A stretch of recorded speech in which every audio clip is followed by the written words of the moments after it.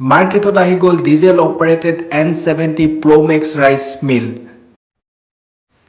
চান এগ্ৰ ৰাইচ মিলৰ প্ৰতি থকা গ্ৰাহকৰ বিশ্বাস আৰু জাপানীজ কামা ইঞ্জিনৰ শক্তিৰে সৈতে আমি জেনন ফাৰ্মটেক প্ৰাইভেট লিমিটেড কোম্পানীৰ ফালৰ পৰা নিৰ্মাণ কৰি উলিয়াইছোঁ কামা ইঞ্জিনৰ সৈতে 12 হৰ্চ পাৱাৰ চেল্ফ ষ্টাৰ্ট ইঞ্জিনৰ সৈতে N70 Pro Max ৰাইচ মিল।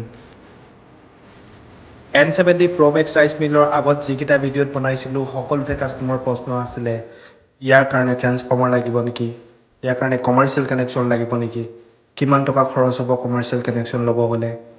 হয়তো কিছুমানে ভাবিছিলে যে এইটো ৰাইচ মিল আৰু আমি চলাব নোৱাৰিম।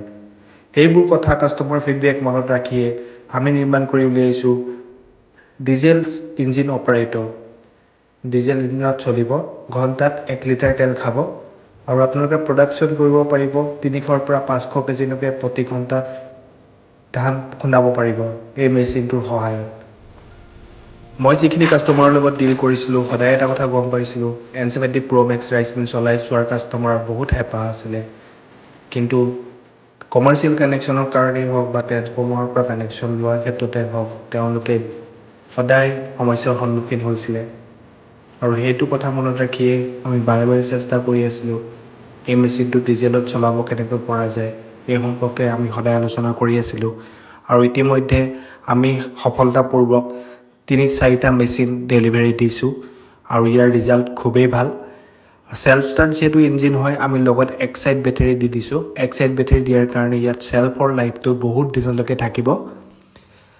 গতিকে আপোনালোকে মোৰ নম্বৰত যোগাযোগ কৰক, মই স্ক্ৰীণত নম্বৰ শ্বেয়াৰ কৰি দিম। সেই নম্বৰত যোগাযোগ কৰি পেলাই আপোনালোক ঘৰতে এই মেচিনটো লাভ কৰিব পাৰিব।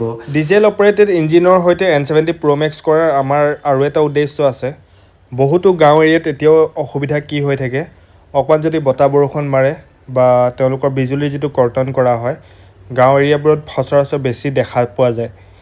গতিকে বিজুলী নাথাকিলেতো বিজনেছটো বন্ধ হৈ থাকিব, কিন্তু এনেকুৱা ক্ষেত্ৰত ব্যতিক্ৰমী হয় N70 Pro Max with diesel operated rice মিলটো ব্যতিক্ৰমী হিচাপে থিয় দিছে।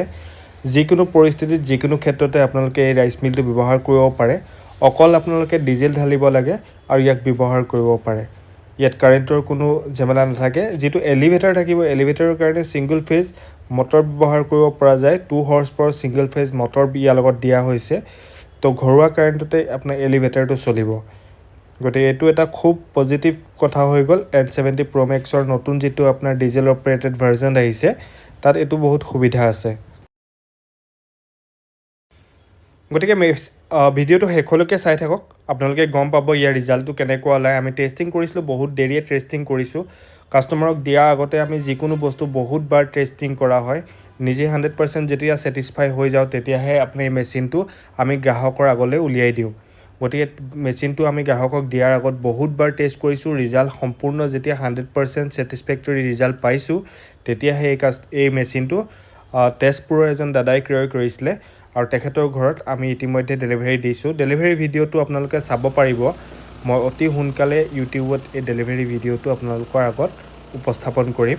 আপুনি চাব পাৰিছে যেনেকৈ স্ক্ৰীণত ইমান ধুনীয়া চাউল আহিছে আৰু প্ৰডাকশ্যনটো প্ৰথমবাৰৰ পৰা কি ধুনীয়া আহি আছিলে, কিন্তু 2-এটা মাজতে ধান আহিছিলে আৰু সেই প্ৰব্লেমটো আমি ছল্ভ নোহোৱালৈকে আমি মেচিনটো সম্পূৰ্ণ ভিডিঅ'টো চলাই দেখাই আছোঁ আপোনাক। আৰু যেতিয়া পাৰফেক্ট ৰিজাল্টটো আপোনালোকে গম পাব। প্ৰথমতে অলপ ধান আহে এনেকুৱা কি, যিহেতু কেঁচা ধান আছিলে তো কেঁচা ধানত 2-এটা ধানটো এনেকৈ আহে মিনিমাম 4 ঘণ্টা। এইখিনি ধান যদি আপুনি মিনিমাম 4 ঘণ্টা শুকুৱাই লয় নহয়, একদম পাৰফেক্ট ৰিজাল্ট এই মেচিনটোৰ সহায়ত আপোনালোকে পাব পাৰিব। ইতিমধ্যে ধানটো ঢালি থকা হৈছে, এলিভেটাৰেদি ওপৰলৈ উঠি গৈছে আৰু শালত আহি পেলাই ধানটো কি ধুনীয়াকৈ চাউল হিচাপ আকাৰত ওলাই আহিছে।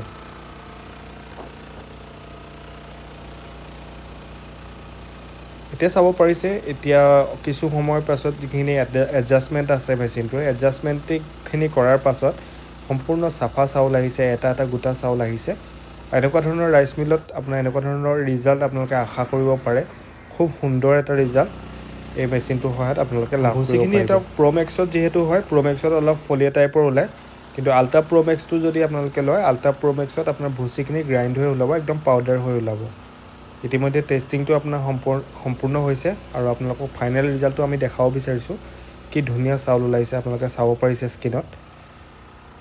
আপোনালোকৰ যদি এই মেচিনটো ল'ম বুলি ভাবিছে মোৰ কণ্টেক্ট নম্বৰ স্ক্ৰীনত দিয়া আছে আৰু আপোনাৰ প্ৰফাইলটো ভিজিট কৰি পেলাই আপোনালোকে মোৰ নম্বৰটো লাভ কৰিব পাৰিব আৰু আপোনালোকে এই মেচিনটো ঘৰতে লৈ পেলাই এটা ক্ষুদ্ৰ ব্যৱসায় ঘৰৰ পৰাই ষ্টাৰ্ট কৰিব পাৰিব য'ত কোনো ইলেক্ট্ৰিকেল কানেকশ্যন নালাগে আগত যিখিনি N70 Pro Max ৰাইচ মিল আমি দিছিলোঁ য'ত তেওঁলোকে দাদাহঁতৰ এক্সট্ৰা 30-40 হাজাৰ টকা অকল কমাৰ্চিয়েল কানেকশ্যনটো ল'বৰ কাৰণে খৰচ হৈছিল মিনিমাম 30-40 হাজাৰ টকা এক্সট্ৰা খৰচ হৈছিল অকল কমাৰ্চিয়েল কানেকশ্যনটো যিটো 3 ফেজৰ ল'বৰ কাৰণে গতিকে এই সমস্যাটোৰ পৰা সম্পূৰ্ণ ব্যতিক্ৰমী ৰূপে এই ৰাইচ মিলটো আমি আপোনালোকৰ আগত প্ৰস্তুত কৰি উলিয়াইছোঁ সকলোৱে আপুনি আদৰি ল'ব বুলি আশা থাকিল স্ক্ৰীনত দিয়া নম্বৰটোত আপোনালোকে কল কৰি পেলাই বুকিং কৰি ল'ব আপোনাক ঘৰতে লাভ কৰিব পাৰিব এই মেচিনটো তো আজিলৈ ভিডিঅ'টো ইমানেই আৰু যদি আপোনালোকে কিবা মেচিনৰ বিষয়ে জানিবলগীয়া থাকে অকল ৰাইচ মিলৰ বিষয়ে বুলিয়ে নহয় আমি অলৰেডি ফুড প্ৰচেছিং মেচিনতো আহি পৰিছোঁ তো ফুড প্ৰচেছিং মেচিন আমাৰ ওচৰত পাব যেনেকুৱা ধৰণৰ বেকাৰী ছেটআপ লাগে